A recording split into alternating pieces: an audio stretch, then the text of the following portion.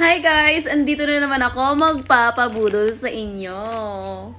Gagawa lang ako ng video guys para sa photochromic sunglasses or eyeglasses natin ng color black and brown kasi pero wala na kasi akong pink. Gusto din makita sana daw yung pink pero ang meron na lang ako dito is yung black and brown. Kaya i-flex ko muna para makita nila. Unahin ko muna tong black. Ayan guys. Isang design lang muna yung naano ko ngayon. Kasi yung ibang design parang hindi ko pa bet. Pero try ko kasi baka mabet nyo din. Ayan yung black.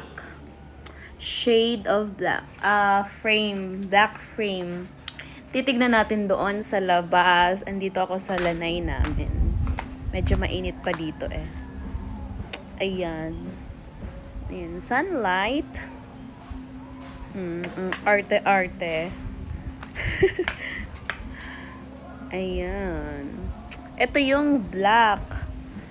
Hindi siya nagba-black masyado kapag ano lang, cloudy day, ganon. Pero pag talagang sunlight, nagda-dark talaga siya masyado. Kaya ayan, hindi ko pa masyado makita kasi ano eh, yung silaw, medyo madilim yung phone. Dito ako. Ayan na.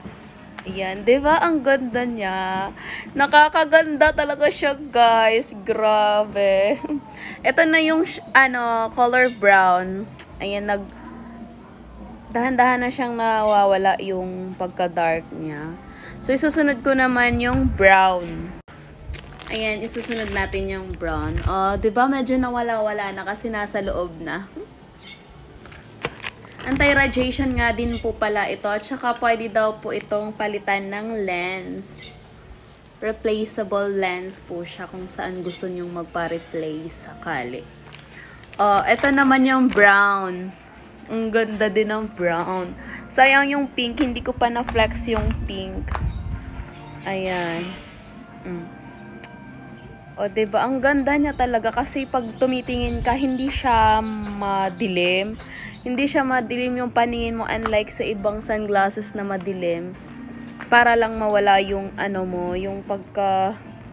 yung pagkasamo ba guys sa Bisaya, hindi ko alam sa Tagalog. Arte-arte magsalita eh. Ayan na. So dito na tayo sa Hindi masyadong nag-dark kasi hindi ako matagal dito sa sunlight. Ayan. Tatapat. Hindi pa masyado mainit kasi. Kaya ang ganda talaga niya. Kaya lagi ko itong pinopromote guys kasi gandang-ganda ako. Ang gandang-ganda ko sa item, sa sunglasses na to. Tsaka trending to guys.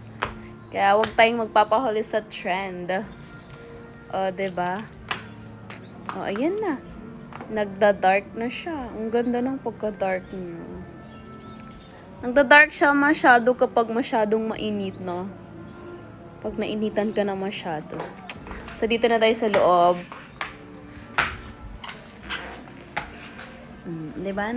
Nagdahan-dahan din siyang nawala yung pagka-dark niya. Kaya ayun guys, yung mga nagpa-flex, ito na po yung sagot niyo.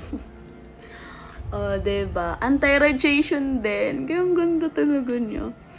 Tapos nagtatanong din pala kung magkano ito is nasa 155 lang. Kaya i-check out mo na dyan sa Yellow Basket.